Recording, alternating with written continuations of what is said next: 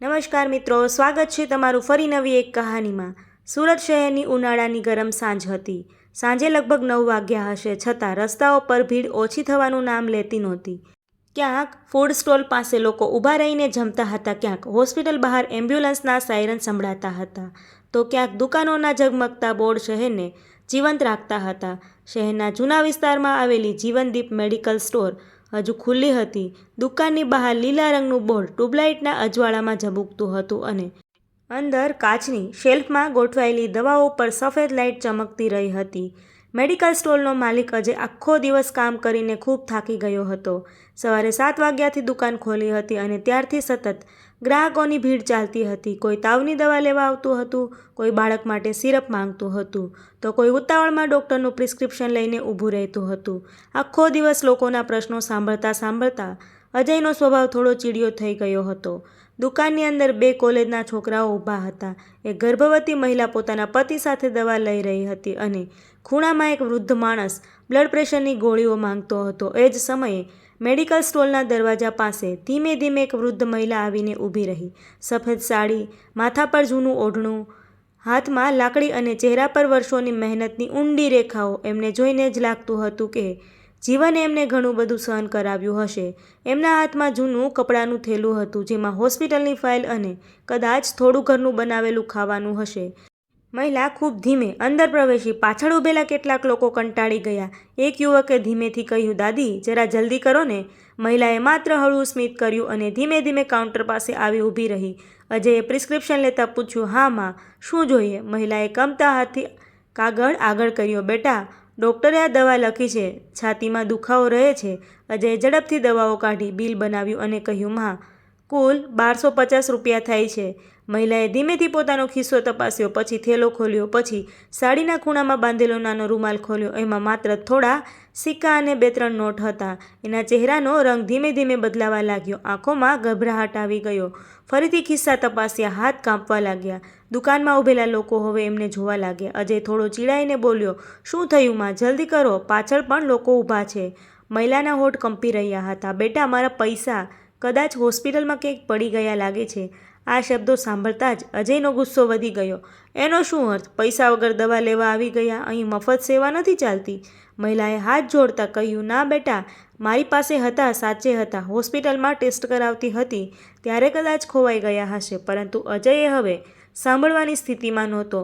જો માં, રોજ આવી વાતો ઘણા લોકો કરે છે। કોઈ કહે ખીચાકાતરું થઈ ગયું, કોઈ કહે પૈસા ખોવાઈ ગયા। અમારે પણ દુકાન ચલાવવી પડે, પૈસા નહીં હોય તો દવા નહીં મળે।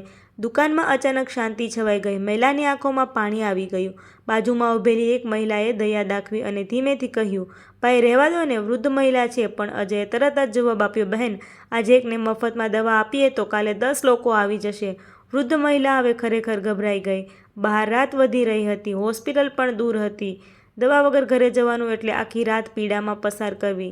મહિલાએ ધીમેથી કહ્યું, બેટા, હું ગામથી આવી છું, ઘરે જઈને પૈસા મોકલી દઈશ। પરંતુ અજયે દવાઓ પાછી ખેંચી લીધી। મને વાર્તા નહીં સાંભળવી, પૈસા વગર દવા નહીં મળે।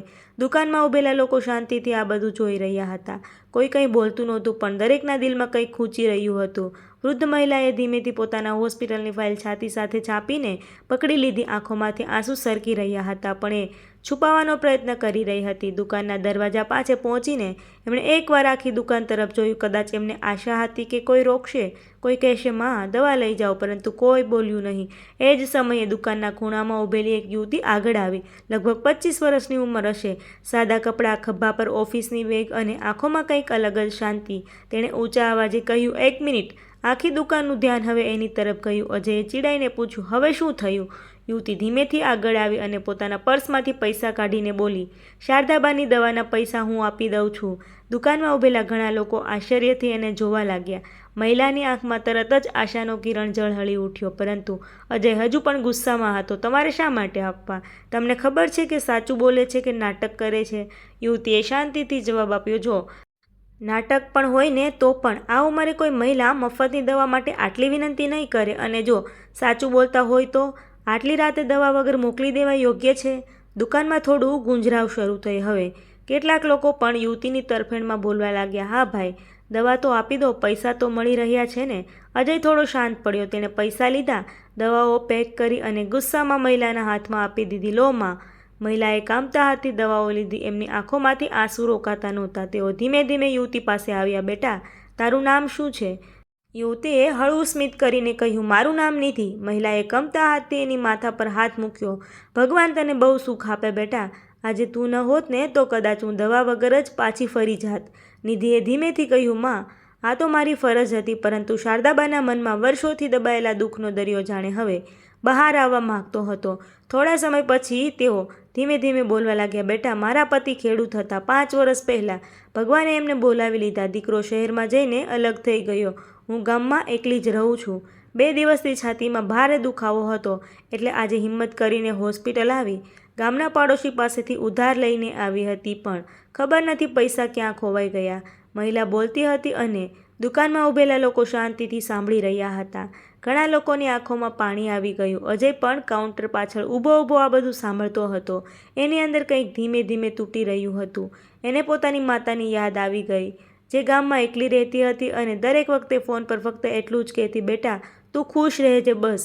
આખો દિવસ ગુસ્સામાં લોકો સાથે વાતો કરતો અજય પહેલી વાર સમજાઈ રહ્યો હતો કે દરેક ગ્રાહક પાછળ એક વાર્તા હોય છે, એક દુઃખ હોય છે અને એક મજબૂરી હોય છે. થોડા સમય પછી દુકાન બંધ કરવાનો સમય થયો. લોકો ધીમે ધીમે જતા રહ્યા. નિધિ પણ નીકળવા લાગી, પરંતુ અજયનું મન અંદરથી બેચેન થઈ ગયું હતું. એ ધીમે ધીમે કાઉન્ટર બહાર આવ્યો અને શારદાબાની સામે જઈ ઊભો રહ્યો. કમતા અવાજમાં બોલ્યો, માં, મને માફ કરી દો. મેં તમારી સાથે બહુ ખરાબ વર્તન કર્યું. દુકાનની સફેદ લાઇટ નીચે એ દ્રશ્ય એટલું ભાવુક બની ગયું હતું કે ત્યાં ઊભેલા 2-3 લોકો પણ શાંતિથી જોવા લાગ્યા. શારદાબાએ તરત અજયનો હાથ પકડી લીધો. ના બેટા, માણસથી ભૂલ થાય, પણ જેણે પોતાની ભૂલ સમજાઈ જાય ને એ માણસ ખરાબ નથી હોતો. આ શબ્દો સાંભળતા જ અજયની આંખોમાંથી આંસુ નીકળી પડ્યા. કદાચ વર્ષો પછી કોઈએ એને આટલા પ્રેમથી સમજાવ્યું હતું. નિધિ દરવાજા પાસે ઊભી રહી આ બધું જોઈ રહી હતી. એ હળવું સ્મિત કરી બહાર નીકળી ગઈ. દુકાનની બહાર રાત્રિ વધુ ઘેરી બની ગઈ હતી, પરંતુ જીવનદીપ મેડિકલ સ્ટોરની અંદર એ રાત્રે એક માણસનું દિલ બદલાઈ ગયું હતું. કહેવામાં આવે છે કે એ દિવસ પછી અજયે ક્યારેય કોઈ વૃદ્ધ માણસ સાથે કડક અવાજમાં વાત નહોતી કરી. કોઈ ગરીબ દર્દી આવે તો પહેલાં એની મજબૂરી સાંભળતો, કારણ કે એ રાત્રે એક વૃદ્ધ મહિલાએ એને શીખવાડી દીધું હતું કે દુનિયામાં સૌથી મોટી વસ્તુ પૈસા નથી, માણસાઈ છે. અને ક્યારેક એક નાની મદદ કોઈના જીવનની સૌથી મોટી આશા બની જાય છે. મિત્રો, આ વાર્તામાં આપેલા પાત્રોના નામ અને જગ્યાના નામ બદલેલા છે, પરંતુ વાત માણસની સત્ય લાગણી પરથી આધારિત છે. આવા જ લાગણીસભર વિડીયો જોવા માટે અમારી ચેનલ સાથે જોડાયેલા રહેજો. થેન્ક યુ મિત્રો.